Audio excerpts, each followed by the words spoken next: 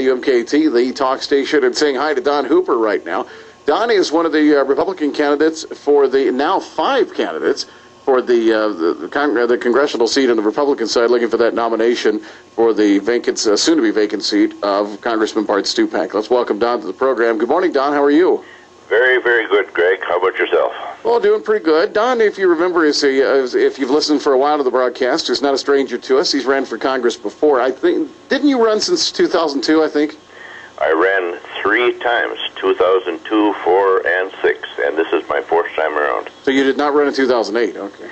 Well, I had the signatures submitted and everything, but the party didn't like the fact that I was running against their chosen candidate, so I more or less was shut out of it. Well, that's a frustrating situation indeed, but today it's pretty open right now. As I mentioned, 5 candidates on the Republican side. There's a lot of interest in this seat this year.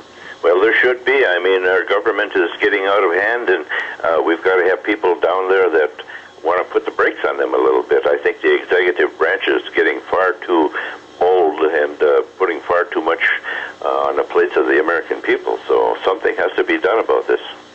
Yeah, the socialism that we're seeing in D.C. right now is just frightening, Don. And unless people get in there and say and not only put the brakes on it, but turn the rig around, as they say, I mean, we're in big trouble. Much bigger than what most Americans care to admit. You know, we're used to a lifestyle that is rather docile and pleasing. That's what it was meant to be.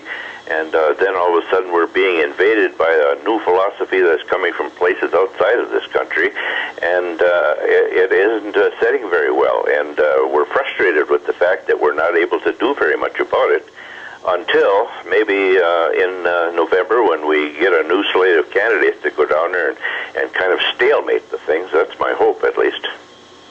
Well, do you think stalemating's enough? I mean, we seem to be on a snowball heading down a cliff that just can't be stopped unless we can turn this thing around and start hitting reverse on it or something. Well, there isn't much that you can do unless you have a majority of the vote in both houses of Congress, and we don't have that right now. You know, I hate to say this, but the American people, or at least most of the voters that were uneducated in the matters of politics, went and put this guy in office, and it was a huge mistake. It was, in fact, I think it was what we're into now is just as dangerous as when we were in the Second World War and the First World War. We're under the threat of this country being taken over by the left wing. And the only way we can stop it is through the American people. And, of course, you and I are both involved in tea parties. And I've put on 5 of them up here in this area. And I've got all the facilities for carrying it out beyond the county. I've got my own podium and my own sound system and everything. And I do everything I can to stir the public up to this fact. We've got to confront this business, and we've got to do it legislatively, at least, until the November election comes along. We're in kind of a bad position.